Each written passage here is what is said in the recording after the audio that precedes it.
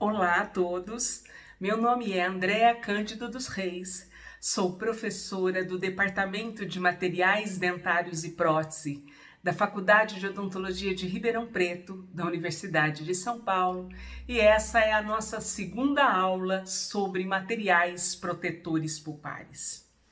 Antes de começarmos a abordagem de um novo grupo de materiais protetores pulpares, vamos fazer uma breve recordação do que é o complexo dentino-pulpar e da necessidade dessa proteção.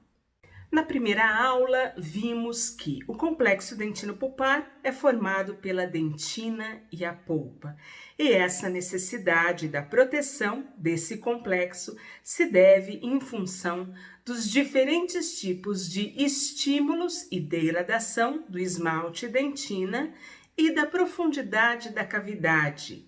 As alterações podem ser cárie, irritações físicas e químicas, condutividade térmica, alteração de temperatura, materiais restauradores, procedimentos restauradores. Os agentes agressores podem ser físico, químicos ou bacterianos, onde os físicos são calor friccional, pressão de condensação, contato prematuro, corrente elétrica.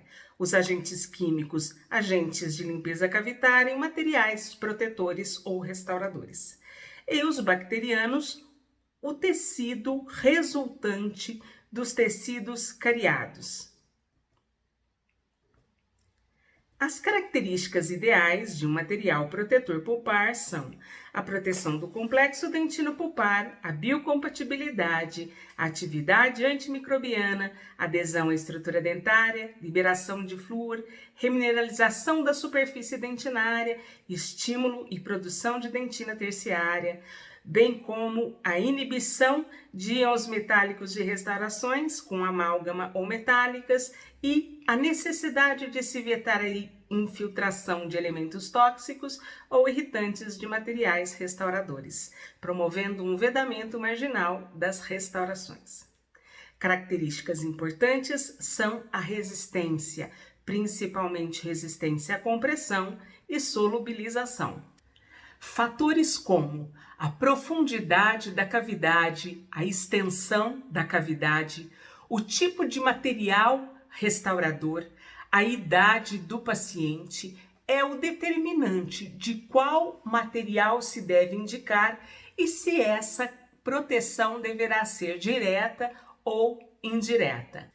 Vimos na aula anterior que, em função desses fatores e da necessidade de proteção pulpar, materiais como o hidróxido de cálcio, cimento ionômero de vidro eram materiais de propriedades biológicas e mecânicas muito importantes. Além desses, um outro grupo de materiais também foi usado durante quase um século com as propriedades e as funções de proteção pulpar ou base cavitária ou cimentação. Falaremos hoje sobre alguns desses cimentos odontológicos que tiveram mais de uma função além da cimentação. Estes cimentos, como o próprio nome diz, têm a função de cimentar duas superfícies diferentes, assim como um cimento de parede que cimenta e une dois materiais, dois tijolos ou dois blocos, eles têm a função de cimentar uma superfície à outra. Em que situações nós usamos isso?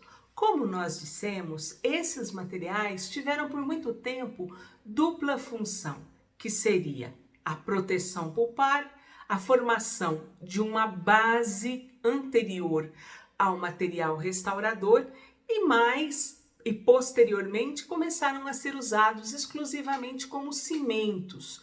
Quando eu tinha a fratura de uma parte do dente, a construção de uma peça em porcelana, mesmo em resina ou em metal, e essa peça precisava ser colada no remanescente dental.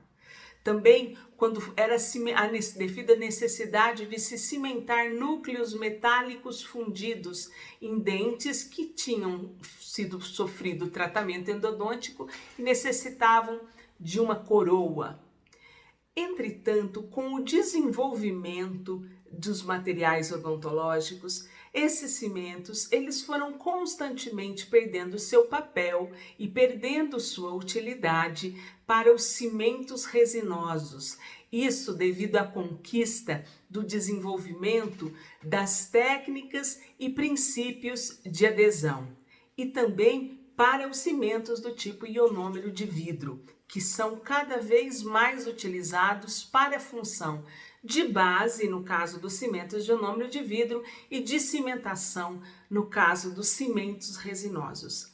Entretanto, o cimento fosfato de zinco, um deles que nós estudaremos hoje, nós estudaremos o cimento fosfato de zinco, o cimento dióxido de zinco e eugenol e o MTA. O cimento de fosfato de zinco foi usado por mais de um século na odontologia e até hoje ainda é usado em algumas situações. Ou seja, é um material odontológico que não pode ser desprezado devido à amplitude de sua aplicação, de seu uso e de sua indicação na odontologia, em alguns casos específicos até hoje.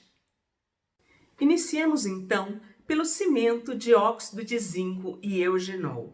Trata-se de um cimento composto por um pó e um líquido, que é misturado, manipulado e toma a consistência de cimento ou de base cavitária, embora atualmente não seja praticamente usado em função dos cimentos de ionômero de vidro. Temos na composição do pó óxido de zinco, óxido de magnésio, partículas de carga e alguns aceleradores de presa. E no líquido nós temos o eugenol, o óleo de oliva ou algodão e aceleradores de presa. As indicações desse material são cimentação temporária, no caso de cimentação de coroas provisórias ou peças provisórias que antecedem a cimentação de uma peça que ficará por mais tempo. O tipo 2, que é indicado para cimentação permanente, ou seja, daquelas peças que ficarão por mais tempo na boca. O tipo 3, para restaurações temporárias ou bases. O que são restaurações temporárias? Quando precisamos fazer um procedimento emergencial e precisamos esperar a avaliação da vitalidade pulpar, ou em outro momento precisamos de um momento mais largo de tempo para a realização de uma restauração final, podemos usar esse material como restauração temporária. E o tipo 4, que foi usado por muito tempo para a forração ou forramento das cavidades. As vantagens desse material são principalmente suas propriedades biológicas, que ajudam na recuperação pulpar. Ele apresenta, em função do seu pH por volta de 7, um tratamento sedativo, uma função sedativa e, além disso, apresenta uma boa capacidade de vedamento periférico. Entretanto, como desvantagens, apresenta baixa resistência mecânica e abrasiva, não podendo ser utilizado sob resinas compostas. O motivo pelo qual não é indicado a sua utilização abaixo de resina, entre a questão das suas propriedades mecânicas, é que o eugenol foi demonstrado em muitos estudos que impede a fotopolimerização correta dos materiais resinosos, sendo, portanto, contraindicado, inclusive em casos de restaurações provisórias, quando subsequentemente será realizada uma restauração com resina composta. Os cimentos de óxido de zinco e eugenol se apresentam de várias formas, entre elas o pó e o líquido, onde nós temos na forma do líquido o eugenol, ou na forma pasta. E aí nós dispomos de várias marcas comerciais, como mostra o slide. A combinação de óxido de zinco e eugenol, com ou sem aceleradores, apresentam baixa resistência à compressão, como foi dito. Por isso, em casos de condensação com amálgama, ele é contraindicado devido à não resistência à força mastigatória e também uma solubilidade relativamente baixa. Para a resolução desses problemas, por algum tempo, os cimentos de óxido de zinco e eugenol foram transformados industrialmente, recebendo reforços com resinas ou poliéteres no líquido e polimetacrilato no pó. Isso levou a uma maior resistência. Entretanto, após essa modificação, observou-se que suas propriedades biológicas foram diminuídas, não tendo, portanto, muito sucesso essa modificação. Outra modificação foi a substituição de parte do eugenol por ácido etoxibenzoico. Isso aumentaria a resistência à compressão e ao cisalhamento, mas diminuiria a sua solubilidade, onde parte do óxido de zinco era substituído por recipientes minerais. Essa modificação levou à solubilidade do óxido de zinco e eugenol sendo comparável à do cimento fosfato de zinco, que é o próximo material a ser estudado. O slide a seguir demonstra algumas marcas comerciais atualmente existentes no mercado do óxido de zinco e eugenol, sendo ele dividido em pó e líquido. Observamos nessa imagem que há uma pequena pazinha, uma pequena colher, que é o medidor de pó. Assim, temos que ter consciência de que a correta manipulação de todos os materiais odontológicos dependem da rígida sequência das orientações dos fabricantes, para que nós tenhamos um máximo de aproveitamento das propriedades. Existem alguns fatores que afetam a velocidade de reação de presa dos cimentos de óxido de zinco e eugenol. E como é sabido, esses fatores e velocidades de reação, tempos de presa, são determinantes de um correto procedimento clínico, uma vez que dependemos desse tempo para obtermos um trabalho adequado e a correta consistência do material quando este é levado à cavidade. Assim, o tempo de presa ideal do cimento de óxido de zinco e eugenol é por volta de 3 a 6 minutos. Lembrando que os fatores determinantes desse tempo de presa são a natureza do óxido de zinco, o tamanho da partícula desses óxidos, a temperatura da placa de vidro onde este será manipulado, a quantidade de água, a umidade do ar e a capacidade de absorção de água. Como dito anteriormente, aquela colher dosadora de pó, ela determinará qual a indicação e qual a proporção para cada indicação de procedimento a ser realizado. Assim, quando indicamos o óxido de zinco e eugenol para procedimentos de cimentação, a maioria dos fabricantes indicam a relação pó-líquido 1:1, onde utilizamos um medidor vermelho com 2 marcas a ser observado durante o vídeo de manipulação. Para os procedimentos de restauração, a relação pó-líquido é de 3 marcas para o medidor vermelho, sendo também 1:1, uma medida de 3 marcas para 1 gota de líquido. E essa espatulação deve acontecer por volta de 1 minuto. Manipulação do cimento óxido de zinco e eugenol. Os materiais necessários serão plástico de bancada, placa de vidro, espátula número 24, óxido de zinco e eugenol, pó e líquido, e proporcionador. Para a manipulação, deve-se dispensar na placa de vidro o material na proporção de 1:1. Neste caso, nós iremos utilizar 4 porções do pó, removendo-se os excessos, e 4 gotas do líquido. O início da espatulação deve ser realizado adicionando-se grande quantidade do pó ao líquido.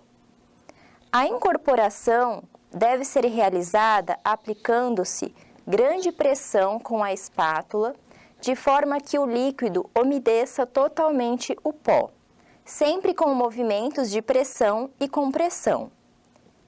Quando se observa que o material já está homogêneo, acrescenta-se o restante do pó em porções menores, até ajustar a consistência. O tempo de manipulação é de aproximadamente 60 segundos e a consistência ideal é atingida quando se consegue fazer um rolo com o material, chamado comumente de massa de vidraceiro. O cimento de fosfato de zinco é um material que está presente nos procedimentos odontológicos há mais de um século, sendo extensivamente utilizados por muito tempo para cimentação de coroas, para cimentação de bandas ortodônticas e cimentação de núcleos metálicos fundidos, além de ter feito por muito tempo o papel de base cavitária sob restaurações metálicas fundidas e restaurações com amálgama.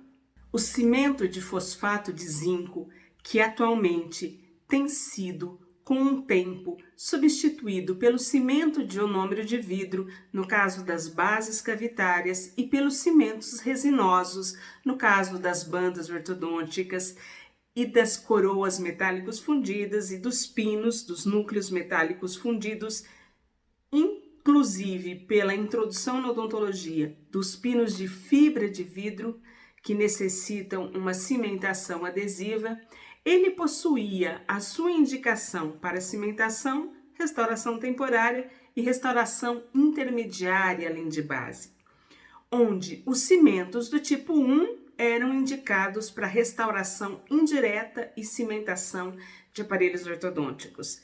E o cimento do tipo 2 para restaurações temporárias, restaurações intermediárias e bases.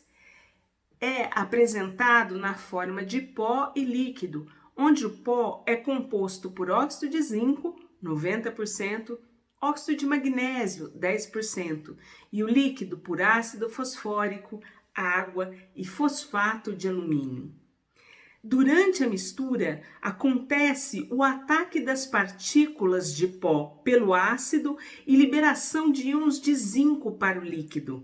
Assim, um gel de fosfato de alumínio e zinco sobre as partículas remanescentes produziam uma matriz amorfa coesiva de alumínio-fosfato de zinco, envolvendo as partículas de óxido de zinco que não reagiram, ou seja, que formavam uma porção segregada. Para o melhor desempenho desses cimentos, são incluídos retardadores de presa ou neutralizadores que diminuem a reatividade do pó ou retardam a reatividade do pó, e isso produzia muitas vezes uma reação incompleta, fazendo com que nem todo o pó fosse atacado pelo líquido. E isso muitas vezes promovia o declínio das propriedades mecânicas desse material. Assim, utiliza-se para o controle do tempo de presa algumas alterações, como a velocidade de manipulação e a temperatura da placa de vidro. Por que é que eu necessito controlar o tempo de presa do cimento de fosfato de zinco? Porque quando eu tenho uma presa muito rápida, acontece o distúrbio na formação dos cristais e a fratura destes durante a espatulação. Se ele for muito devagar, eu vou ter um cimento clinicamente inadequado. Então, o ideal é que ele se dê entre 4 e 10 minutos, com uma média de 5 minutos. Fatores que influenciam o tempo de presa são a composição e a temperatura de fusão do pó durante o processamento deste pó, a composição do líquido, ou seja, os sais neutralizadores e quantidade de água, o tamanho das partículas do pó. Quanto maior essas partículas, mais lenta a reação. Profissionalmente, como já dito, podemos controlar o tempo de presa através da temperatura da placa onde será realizada a espatulação e da velocidade e tempo de espatulação. Com relação às temperaturas, quanto mais baixas, acontecerá a condensação do vapor de água e a redução do tempo de presa. E com relação à velocidade e tempo de espatulação, quanto menor a velocidade e maior o tempo, mais conquista-se o retardo na presa deste material. Como considerações importantes, ressaltamos que o conteúdo de água do líquido do cimento de fosfato de zinco pode ser alterado pelo vidro aberto, quando temos a perda ou ganho de água, e isso poderá influenciar em toda a reação e obtenção do cimento final, com consequente alteração nas suas propriedades. Não deixar o líquido sobre a placa de vidro por um tempo prolongado antes de se iniciar a espatulação, pois a evaporação desse líquido pode propiciar a precipitação dos sais neutralizadores e, assim, a aceleração da reação de presa. A acidez deste material é alta inicialmente, por volta de 1,6 o seu pH, e esse pH vai se aproximando do 7 após as 48 horas. Então, cuidado com a possibilidade de injúria pulpar. A consistência do material e do cimento final é de grande importância clínica, pois vai determinar a possibilidade de escoamento e perfeita adaptação da peça protética ou núcleo metálico fundido ou banda, quando desses procedimentos se tratar, ou até mesmo de base, quando este é usado para a base. Então preste atenção, porque essa consistência também está relacionada, além da manipulação, à proporção pó-líquido. A espessura da película é de principal relevância, pois está relacionada com o tamanho das partículas de pó. A adesão deste cimento será maior quanto menor for a espessura da película, em função do imbricamento mecânico na interface dente e peça protética ou banda ou núcleo metálico fundido. A estabilidade dimensional também é um fator importante, pois há a contração durante a presa. Entretanto, quando a manipulação é feita de maneira correta, essa contração ela não tem significado clínico. As questões de solubilidade e desintegração são importantes, uma vez que, havendo uma microexposição da linha de cimentação, pode haver a dissolução gradual da matriz do cimento e a desintegração desse cimento. Assim, a maior quantidade de pó agregada proporciona uma menor solubilidade. A resistência à compressão também é dependente da proporção pó-líquido e o contato prolongado com a água. Por isso, ressaltamos a importância da sequência das instruções e proporcionamento segundo as regras do fabricante. As considerações técnicas acerca da manipulação desse cimento é de essencial importância para a manutenção de suas propriedades e desempenho da sua função, seja como base ou cimentação. Assim, os dosadores devem ser observados. Qual é a proporção ideal a ser usada para a cimentação, em quantidade e proporção? A placa de vidro a ser utilizada deve ser grossa e deve ter o controle da temperatura. A mistura inicia-se com a adição de pequena quantidade de pó, 1/16.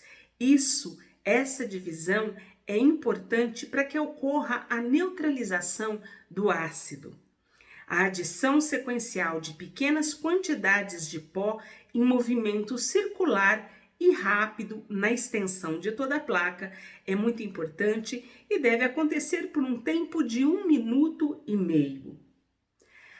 Para a cimentação, temos para a maioria dos fabricantes uma porção menor de pó para 4 gotas de líquido. Essa é a relação determinada pela maioria dos fabricantes, mas fique atento à bula do material que você está usando.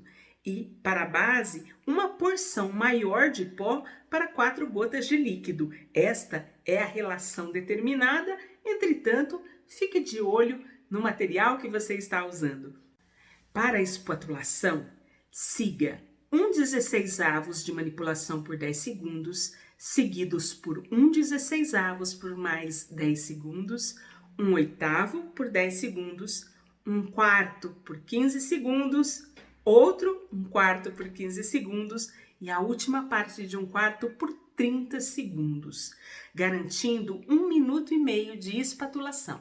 A imagem reforça como deve ser correta a manipulação, o proporcionamento e o posicionamento do frasco para a obtenção das gotas. A divisão e o proporcionamento é essencial, como está demonstrado na figura. Vamos ressaltar, através de alguns slides, a importância da manipulação correta do cimento de fosfato de zinco. Manipulação do cimento de fosfato de zinco.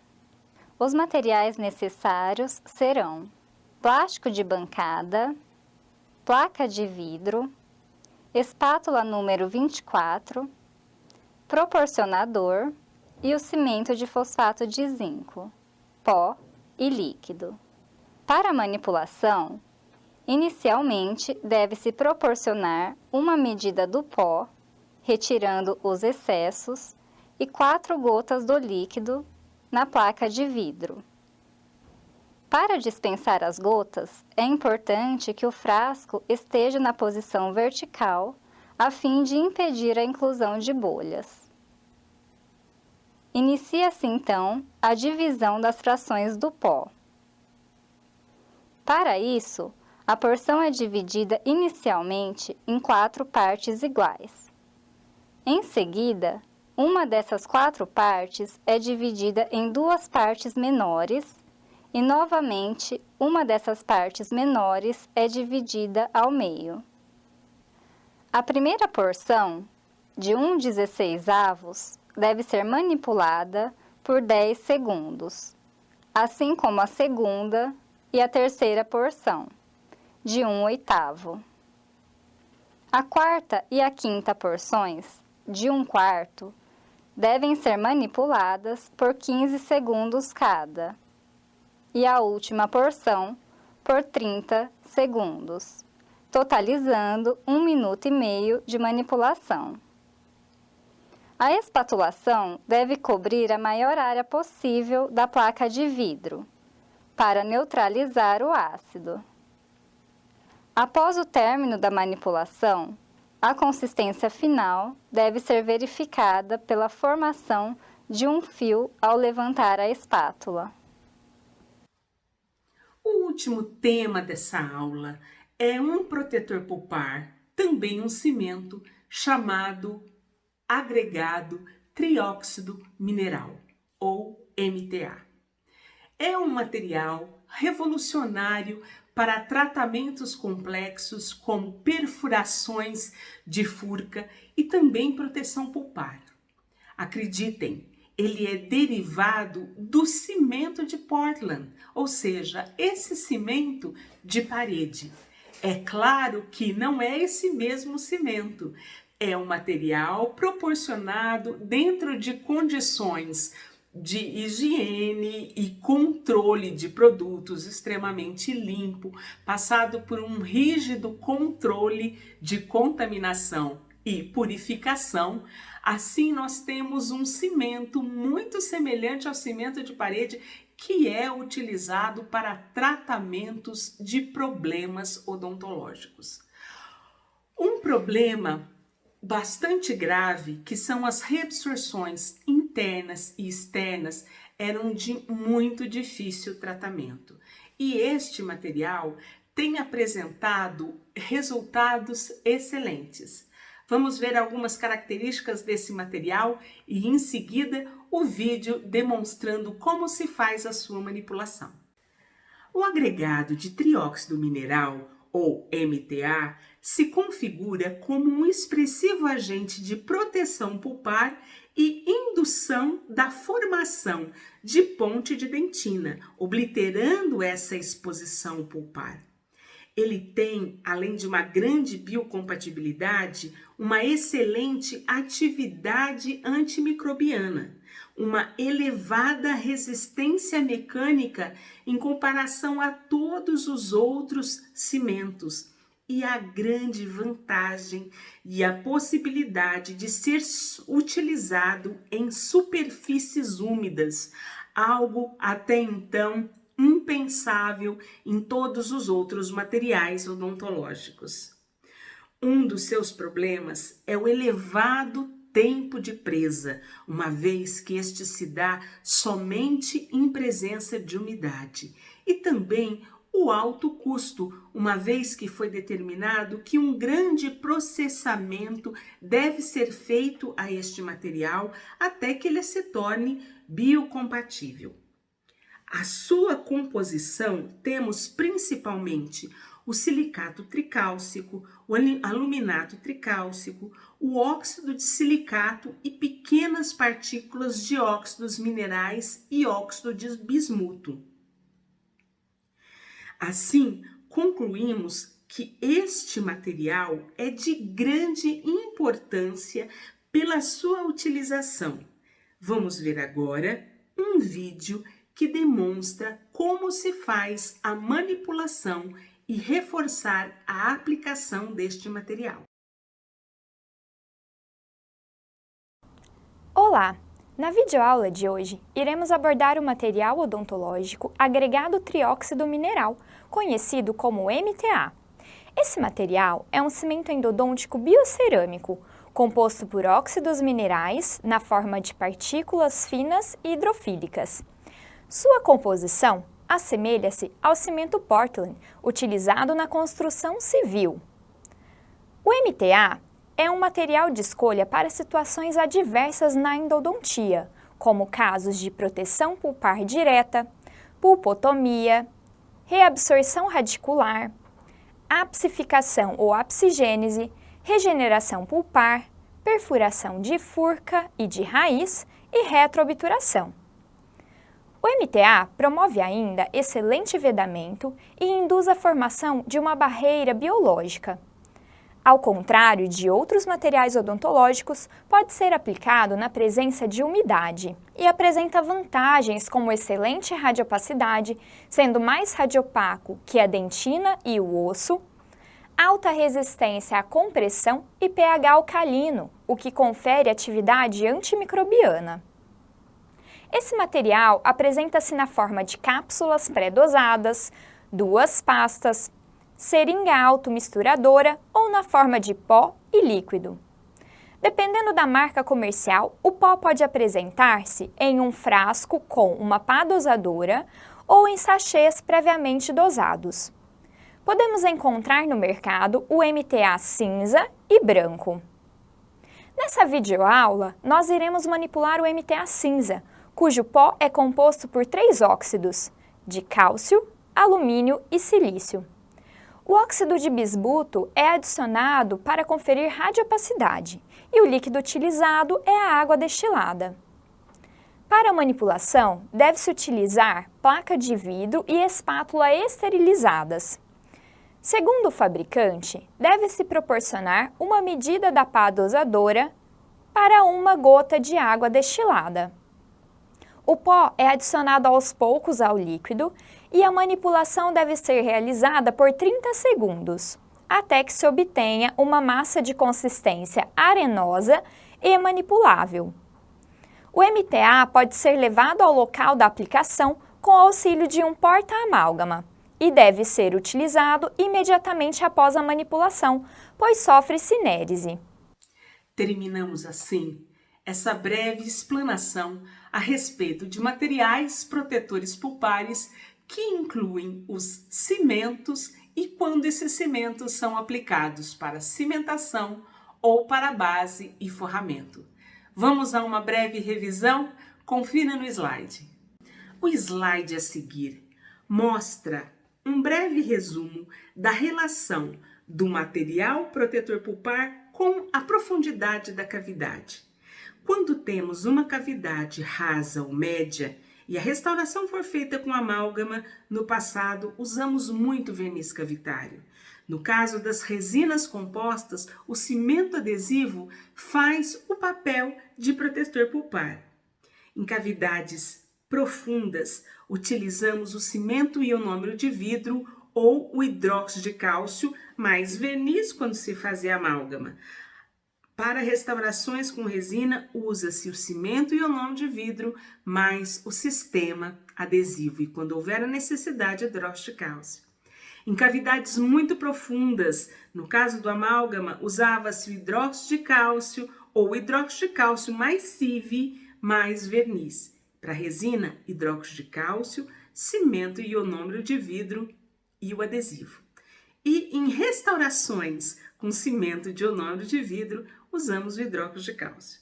Em casos de exposição pulpar, utilizamos a pasta ou pó do hidróxido de cálcio, o cimento de hidróxido de cálcio e mais verniz quando se utilizava o amálgama, e atualmente nas restaurações de resina usamos hidróxido de cálcio, o pó ou pasta, o cimento de hidróxido de cálcio, mais o cimento de ionômero de vidro, mais o sistema adesivo. Em casos de exposição pulpar, onde a restauração será feita com ionômero de vidro, usamos o hidróxido de cálcio em pasta ou pó, mais o cimento de hidróxido de cálcio e, na sequência, a restauração com ionômero de vidro.